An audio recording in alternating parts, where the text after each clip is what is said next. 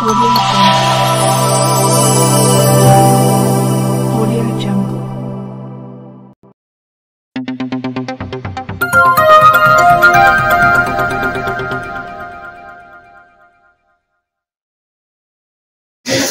वालेकुम, आदाब, नमस्कार, सत श्री अकाल, जय भीम दोस्तों।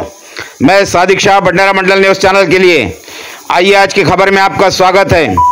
अचलपुर गांधी पुल परिसर में दिनेश भूप की प्रचार सभा का आयोजन। अचलपुर मतदार संघ के लोकप्रिय नेता ओम प्रकाश उर्फ बच्चू भाऊ कड़ू की अध्यक्षता में प्रचार सभा का आयोजन हुआ। दिनांक 21 अप्रैल 2024 को अचलपुर गांधी पुल परिसर के डॉक्टर बाबा साहेब आम्बेडकर दीक्षा भूमि के सामने जुम्मा बाजार पेट में अमरावती लोकसभा चुनाव 2024 के मद्देनजर प्रहार जनशक्ति पार्टी के उम्मीदवार दिनेश भूप की सिट्टी प्रचार सभा का आयोजन किया गया। इस सभा के आयोजन में प्रहार जनशक्ति पार्टी के पदाधिकारी, कार्यकर्ता व साथ साथ अचलपुर शहर के नागरिक बड़ी संख्या में उपस्थित थे। अचलपुर से प्रतिनिधि सैयद गनी की रिपोर्ट। देखते रहिए भंडारा मंडल न्यूज़ चैनल को लाइक कीजिए, शेयर कीजिए और सब्सक्राइब करना ना भूलिए। उसे इनकलाब कहा जाता है और ऐसे ही एक इनकलाबी क्रांतिकारी नेता जो कि आज हमारे पक्ष के पार्टी के उम्मीदवार हैं, उन्हें मैं इन पंक्तियों के साथ मंच पर आमंत्रित करता हूं कि घर बैठे नौजवान वतन पर शहीद नहीं होते। अरे घर बैठे नौजवान वतन पर शहीद नहीं होते और सभी खासदार जनता के करीब नहीं होते और बरसों जलाना पड़ता है खुद को तपस्या की अग्नि में। अरे मुठ्ठियां बांध लेने से इनकलाब नहीं होते, मुठ्ठियां बांध लेने से इनकलाब नहीं होते। मैं दिनेश जी भूप इनसे निवेदन करता हूं कि वे आए और अपना मनोगत व्यक्त करें।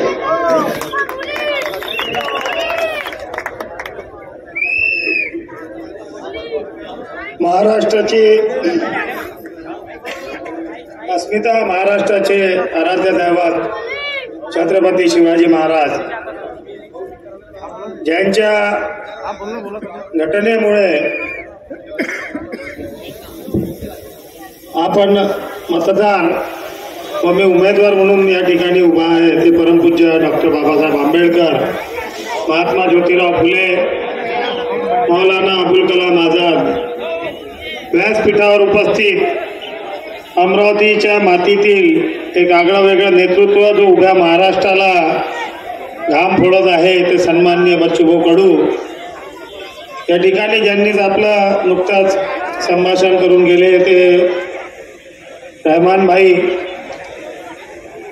आमचे परममित्र रफिक सेठ साहेब, व्यासपीठावर उपस्थित प्रवीण पाटील, राजू बघेले, संजय तट्टे, बल्लूभाऊ जवंजाळ व उपस्थित सर्वच मान्यवर मंडळी, समोर उपस्थित मोठ्या संख्येने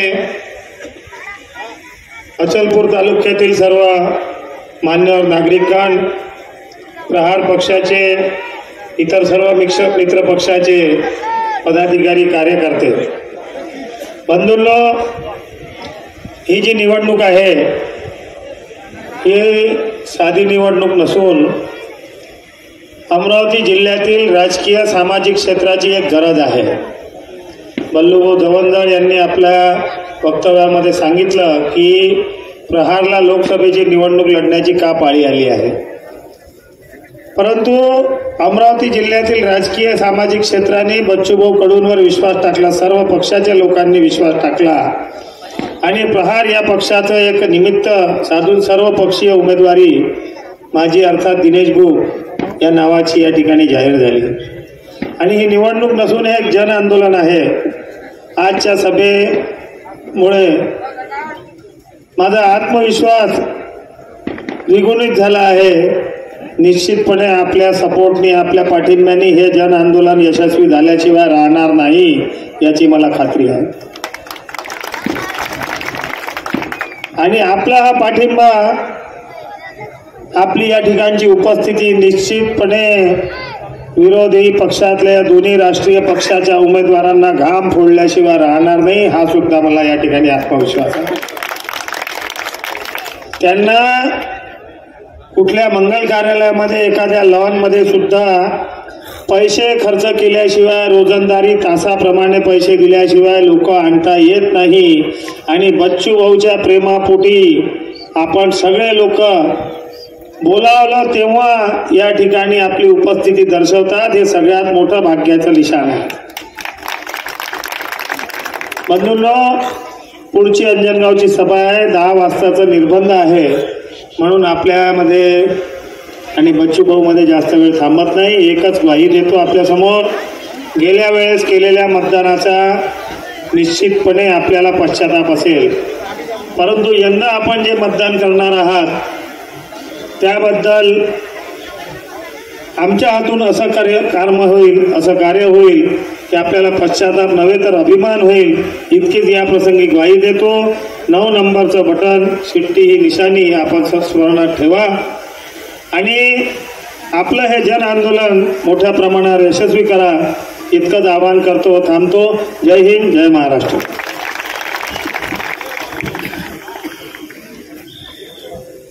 मित्रों, ये जो चुनावी समर है ये धनपतियों के विरुद्ध जनपतियों का चुनावी समर है। और आज 500 करोड़ रुपए की, 1000 करोड़ रुपए की, 2000 करोड़ रुपए की प्रॉपर्टी रखने वाले पूंजीपति अचलपुर की जनता को डरा रहे हैं, सत्ता की लालच में डरा रहे हैं। वो कहते हैं कि हम भारत देश के सबसे बड़े लीडरों की सभा कराएंगे। अरे कितनी भी सभा करा लो, ये अचलपुर की जनता है, इन्हें कोई फर्क नहीं पड़ता।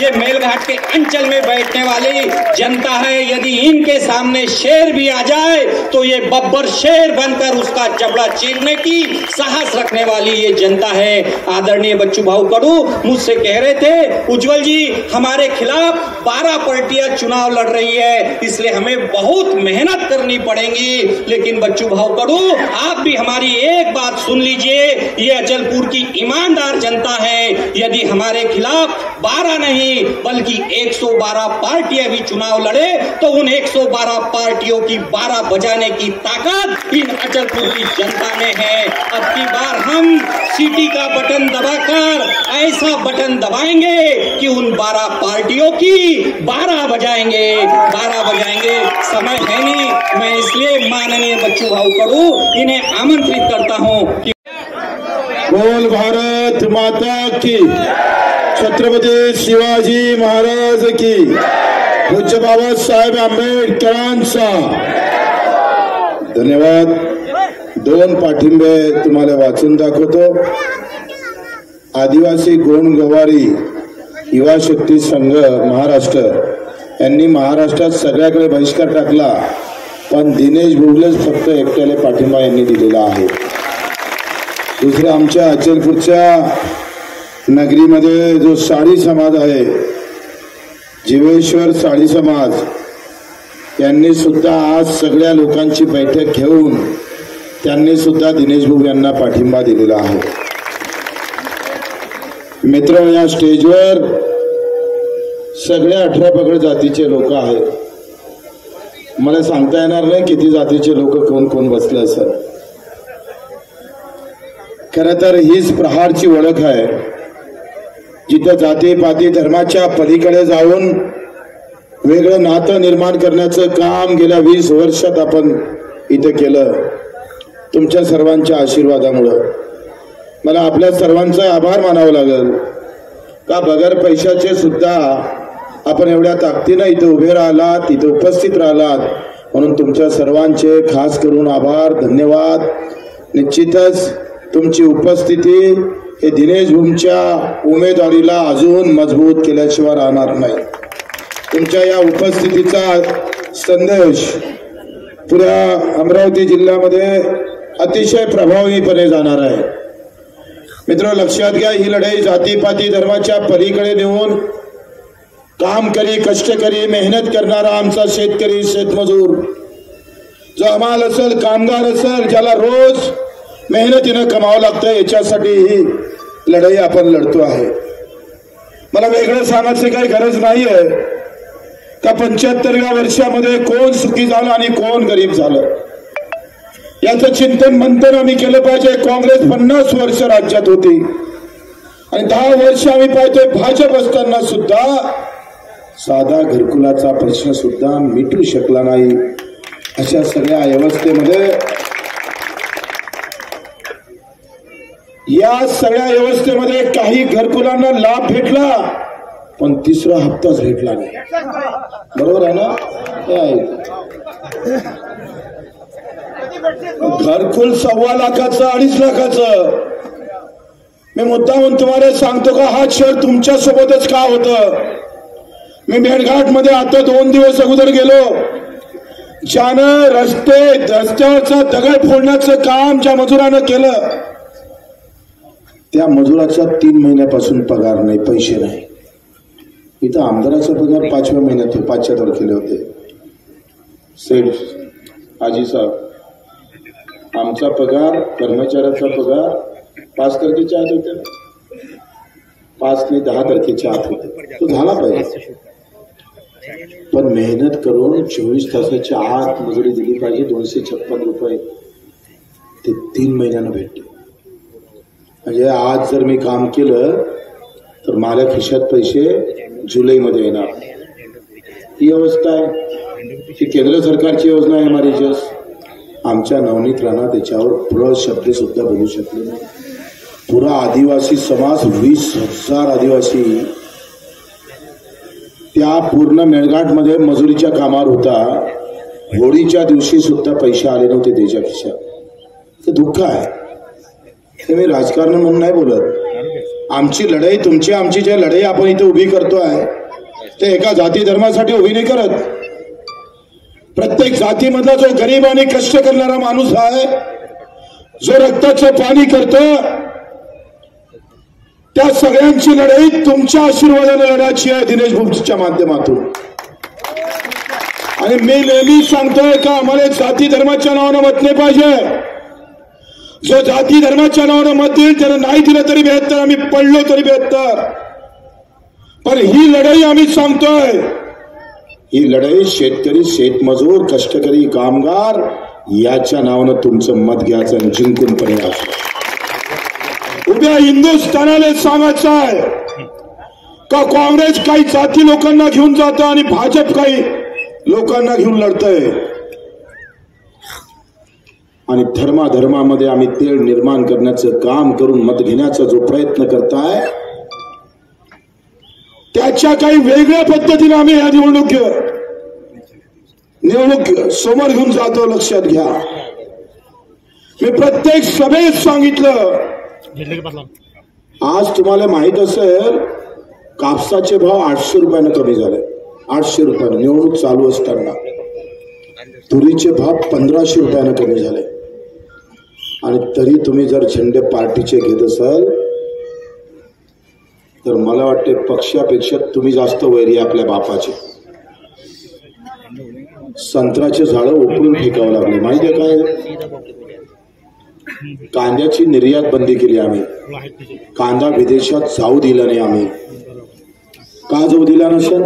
इंदिरा गांधीच्या काळात कांद्याचे भाव वाढल्याबरोबर तेव्हा निर्यात बंदी केली. तेव्हा काँग्रेसचं सरकार होतं.